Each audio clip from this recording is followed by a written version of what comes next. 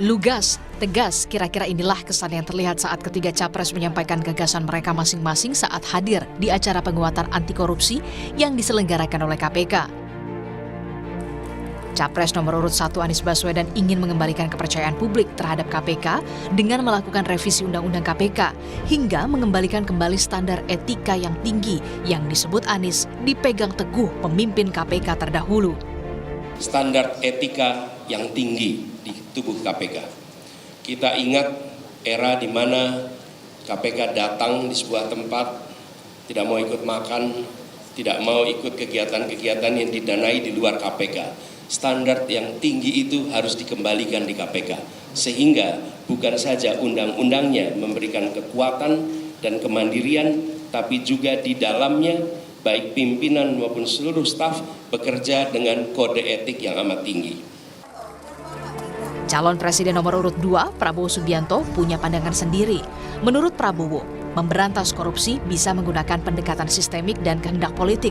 Realistisnya, Prabowo ingin menutup celah insentif korupsi dengan menaikkan gaji pejabat agar kualitas hidup mereka terjamin. Direksi perusahaan swasta, bahkan perusahaan BUMN, gajinya jauh lebih besar dari Panglima TNI, dari dirjen-dirjen, dari menteri-menteri yang memegang anggaran negara yang triliunan. Ini saya kira harus kita mendekatinya secara realistis. Ini keyakinan saya. Jadi kita perbaiki kualitas hidup, kita tingkatkan gaji-gaji semua pejabat, semua penyelenggara negara. Kita mampu, saya sudah hitung dengan tim pakar saya. Sementara gagasan Capres nomor urut 3 Ganjar Pranowo lebih menyoroti soal penindakan koruptor yang disebut Ganjar harus punya efek jera dimiskinkan hingga ditempatkan di lapas Nusa Kambangan. Regulasi yang punya efek jera ini betul-betul mesti didorong agar konflik kepentingan bisa kita jaga untuk tidak terjadi adanya konflik itu.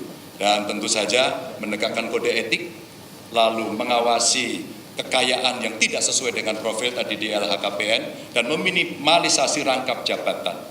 Dan lalu, kalau itu tidak jerah, deterrent efeknya adalah memiskinkan koruptor. Saya kira Nusa Kambangan tempat terbaik untuk itu. Pimpinan KPK berharap siapapun pemimpin yang terpilih nanti bisa menjadi panglima pemberantasan korupsi. Pada kesempatan ini kami ingin menyampaikan beberapa hambatan penting yang menurut kami dapat diselesaikan dengan komitmen yang kuat dari Presiden dan Wakil Presiden yang terpilih nantinya. Kami percaya ketika terpilih nanti, Presiden akan menjadi panglima pemberantasan korupsi, yang akan memimpin para pembantunya yang akan mengkoordinasikan partai politik baik dari koalisi pendukung maupun partai politik lainnya untuk bersama-sama dengan elemen masyarakat melakukan pemberantasan korupsi. Pemberantasan korupsi di Indonesia tentu diharapkan tak hanya sekedar janji-janji belaka, butuh realisasi nyata agar penegakan korupsi kembali jadi panglima. Tim Liputan, Kompas TV.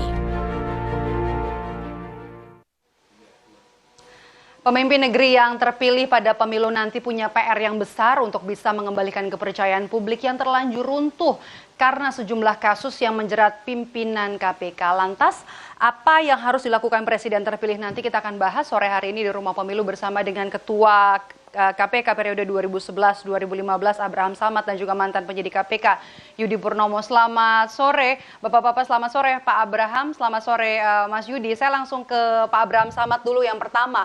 Setelah melihat penampilan adu gagasan dari 3 capres pada saat acara Paku Integritas yang diselenggarakan KPK, siapa yang paling memenuhi trisula pemberantasan korupsi menurut Anda Pak Abraham? Pertama kalau kita melihat ya secara jujur, setelah kita membandingkan ketiga calon ini, semua mengatakan ingin mengembalikan KPK seperti dulu, menguatkan dan menjadikan lembaga KPK seperti dulu menjadi lembaga yang independen, yang terbebas dari kekuasaan eksekutif, legislatif maupun yudikatif. Ketiga-tiganya menyatakan begitu. Tapi hanya satu yang menyatakan bahwa untuk mengembalikan KPK seperti dulu sebagai lembaga independen, yang harus dilakukan adalah merevisi undang-undangnya, memperbaiki undang-undangnya kembali, yaitu pasangan paslon nomor 1 yaitu Anies Baswedan. Dua paslon lain tidak menjelaskan cara mengembalikan KPK seperti dulu. Ya, jadi walaupun dia menyatakan paslon 2, paslon 3 menyatakan bahwa ingin mengembalikan KPK seperti dulu yang independen dan kuat, tapi dia tidak menjelaskan bagaimana cara mengembalikan KPK seperti dulu. Tapi kalau paslon nomor 1 dia menjelaskan cara mengembalikan KPK seperti dulu dengan cara merevisi, merubah undang-undang KPK tahun 2019. Jadi itu clear ya, ada cara yang disampaikan. Kemudian yang kedua, saya ingin mengkritik sedikit apa yang disampaikan paslon 2 bahwa salah satu cara untuk menekan angka korupsi yaitu menaikkan gaji pejabat. Sebenarnya kita harus bedakan dulu. Kesejahteraan ya, aparatur. Ya, kesejahteraan. Ini tidak terlalu tepat karena kita harus melihat dulu korupsi apa yang terjadi di Indonesia. Kalau ternyata korupsi yang terjadi di Indonesia itu lebih banyak yang sifatnya grand corruption, maka solusinya bukan menaikkan gaji pejabat karena grand corruption adalah terjemahan dari korupsi yang besar yang dilakukan oleh pejabat dan kejahatannya korupsinya itu jumlahnya besar. Oleh karena itu, kalau pejabat melakukan korupsi bukan karena mereka gajinya kecil, enggak.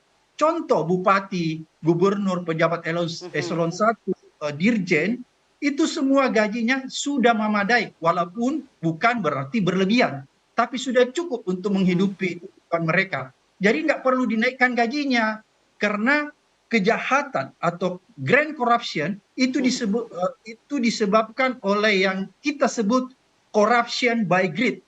Orang korupsi karena keserakan.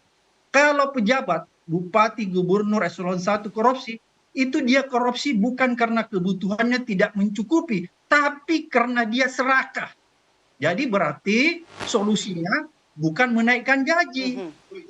Kalau untuk menaikkan gaji itu adalah kalau korupsi itu korupsi yang kategorinya petty corruption, yaitu korupsi-korupsi kecil. Karena korupsi-korupsi kecil itu dilakukan oleh pegawai-pegawai kecil, misalnya pegawai di kelurahan, polisi lalu lintas yang ada di jalan, dan itu merusak pelayanan publik.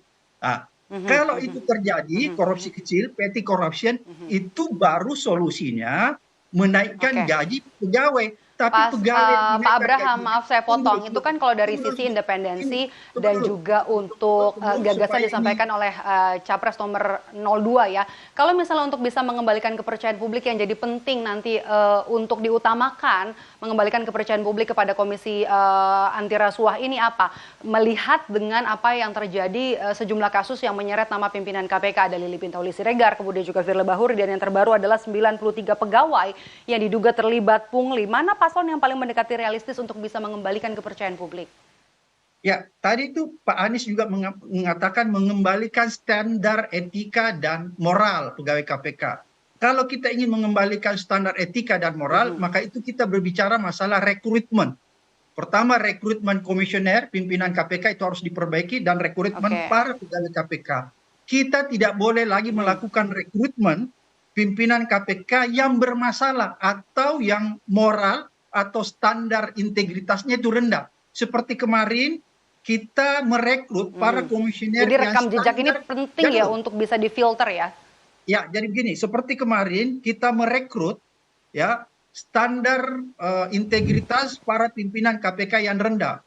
Firly, Lili, Alex, Gufron, Tanak, itu semua mempunyai standar etika yang rendah. Kenapa saya katakan rendah? Karena mereka sudah punya masalah dan dilaporkan pada Pansel dan juga DPR, tapi tetap dipilih. Berarti Pansel dan DPR pada saat itu menurunkan standar integritas, standar moral untuk bisa standar etika dari calon pimpinan KPK selanjutnya ya, begitu ya. Oke, ya. Pak Abraham, saya akan bergeser sedikit ke Mas Yudi. Mas Yudi sebagai bagian dari internal KPK, Ketua Wadah Pegawai KPK, apa yang perlu diperbaiki dari internal untuk bisa mengembalikan kepercayaan publik menurut Anda?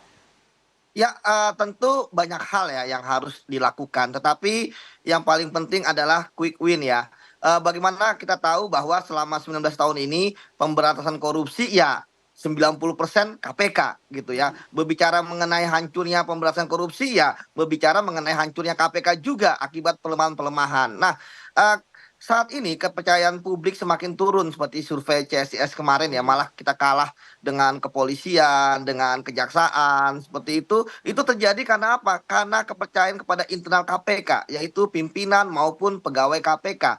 Oleh karena itu yang harus dilakukan adalah mengembalikan kepercayaan. Mengembalikan kepercayaan tentu bukan hanya dengan menangkapi para koruptor ya, tetapi memperbaiki kondisi internal. Pertama, lakukan bersih-bersih KPK. Saat ini kan pimpinan KPK sudah ada beberapa yang kena etik gitu kan, dan saat ini sedang berlangsung 2 pimpinan KPK terapor etik. Saya pikir Dewas harus berani membersihkan itu semua. Kalau memang bersalah, katakan bersalah, hukum berat gitu kan. Bila memang nanti diminta untuk mengundurkan diri, setidaknya nanti kita bisa mengganti dengan pimpinan yang baru sehingga dengan energi lebih besar. Kemudian pegawainya, ini yang sangat penting ya. Kita paham bahwa ikan busuk itu kan dari kepala ya. Ketika misalnya kepalanya saja sudah busuk, gimana bawahnya? Yang terjadi kan bahwa 93 pegawai KPK terkait dengan pungli. Saya pikir ini harus dibersihkan semua. Ingat loh Mbak, bahwa memang ya sistem di KPK yang sudah bagus, ada aja lah. Di zaman saya pun ada 2 lah kasus ya. Tapi kan itu perorangan, ya kan? Apa oknum Terkait maksud dengan, Anda?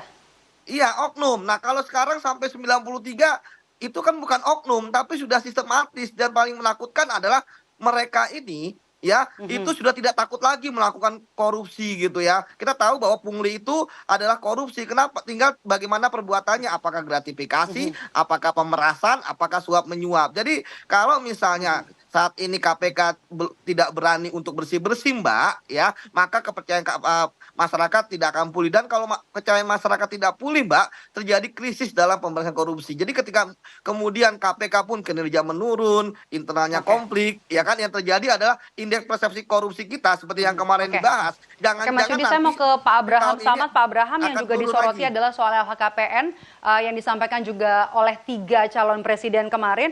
Mengapa LHKPN ini jadi penting? Pertama, sistem LHKPN kita tidak merujuk kepada undang-undang yang seharusnya kalau mau ideal seperti di Malaysia ya.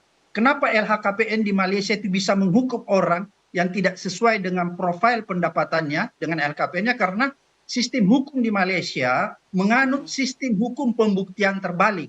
Kalau di Indonesia tidak seperti itu. Oleh karena itu, kalau ada masalah dengan LHKPN itu sulit untuk dieksekusi. Misalnya seorang pegawai negeri yang punya LHKPN tidak sesuai dengan profil pendapatannya, itu kita tidak bisa serta-merta menyeret dia untuk disidangkan melakukan pelanggaran. Beda misalnya kalau kita menganut sistem pembuktian terbalik seperti di Malaysia. MICC Malaysia Anti Corruption Committee itu direktorat LHKPN-nya itu sangat kuat. Kenapa sangat kuat? Karena dia merujuk kepada sistem hukum pembuktian terbalik. Jadi misalnya seorang pegawai negeri ketika melaporkan LHKPN-nya dan ternyata LHKPN-nya itu tidak sesuai dengan profil pendapatannya, maka pada saat itu ya tidak sesuai dengan profil pendapatannya dengan harta yang dimilikinya, pada saat itu MICC Malaysia bisa memanggil pegawai negeri itu datang ke kantor lembaga rasuah KPK Malaysia, dan ketika dia diperiksa dia tidak bisa menjelaskan asal-usul harta tersebut yang tidak sesuai dengan profil pendapatannya, maka pada saat itu lembaga rasuah Malaysia langsung menetapkan orang itu menjadi tersangka. Kalau di Indonesia kita tidak bisa melakukan itu karena sistem hukum kita tidak menganut sistem hukum pembuktian terbalik. Jadi itu ada problem. Oleh karena itu, kalau kita ingin memperbaiki dari hulu hingga hilir pemberantasan korupsi, maka kita harus juga memperbaiki ada beberapa regulasi. Misalnya tentang sistem hukum pembuktian terbalik. Kemudian kita harus segera merampungkan undang-undang perampasan aset. Dan segera mengevaluasi remisi terhadap koruptor. Karena ini yang membuat koruptor tidak pernah jerah. Bayangkan orang yang diputus 12 efek tahun, jerah. Okay. Ya, nggak menimbulkan efek jerah itu remisi. Bayangkan orang yang diputus 12 tahun bisa mendapat remisi menjadi 6 tahun, dia cuma menikmati di hotel Prodi itu cuma 6 tahun. Jadi tidak ada efek jerah.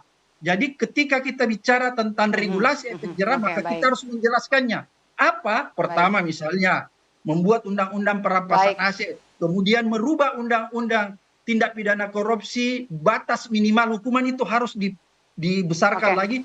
Kemudian yang ketiga, menutup ruang remisi. Itu efek jera konkret. Oke. Saya mau ke Mas Yudi, Pak Samad, Mas Yudi, menurut Anda apa yang bisa memberikan efek jera untuk para koruptor? Menurut Anda pernah menjadi bagian dari KPK ya? Ya, yang pertama adalah pemiskinan, Mbak. Koruptor itu takut akan miskin. Tetapi undang-undang kita masih berkutat bahwa yang harus dikembalikan kepada negara sebagai uang pengganti adalah yang bisa dirampas, yaitu yang diperoleh dan bisa dibuktikan di pengadilan. Ini yang menurut saya sepakat dengan Pak Abraham ya, harusnya kita ada beban pembuktian terbalik. Kita lihat sekarang bagaimana fakta ketika koruptor keluar dari penjara. Pertama, dia masih kaya. Kemudian yang kedua disambut oleh para pendukungnya seperti pahlawan. Ya kita lihat bahkan yang terbaru kemarin ada seorang narapidana kasus korupsi dimakamkan ketika meninggal di Taman Makan Pahlawan. Artinya kan hal seperti ini menjadi permisif bahwa kok koruptor kayaknya hidupnya enak. Belum lagi bisa menjadi caleg, ya kan? Kita lihat ada berapa puluh caleg lah dalam pemilu kali ini yang dulu adalah mantan koruptor. Nah, jadi yang menurut saya yang harus dilakukan adalah pertama. Berarti yang pertama harus dimiskinkan ya, Mas Yudi. Kedua, waktu saya mohon maaf, Mas Yudi, saya tidak banyak. Saya mau ke Pak Samad yang paling perlu jadi prioritas untuk pemberantasan korupsi, paling ada di nomor 3 lah, top 3-nya seperti itu. Menurut Anda apa, Pak Samad? Segera merevisi Undang-Undang KPK tahun 2019, kembalikan undang-undang minimal seperti yang lalu, dan menghapus sistem remisi kita agar memberikan efek jera. Dan yang ketiga, segera mensahkan Undang-Undang perampasan aset supaya kita bisa memiskinkan koruptor. Itu konkret yang namanya efek jera.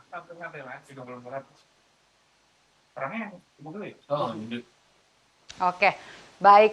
Terima kasih atas waktunya Bapak-Bapak. Terima kasih Ketua KPK periode 2011-2015 Abraham Samad dan juga mantan penyidik KPK Mas Yudi Purnomo. Saya selalu Pak Abraham dan juga Mas Yudi. Terima kasih.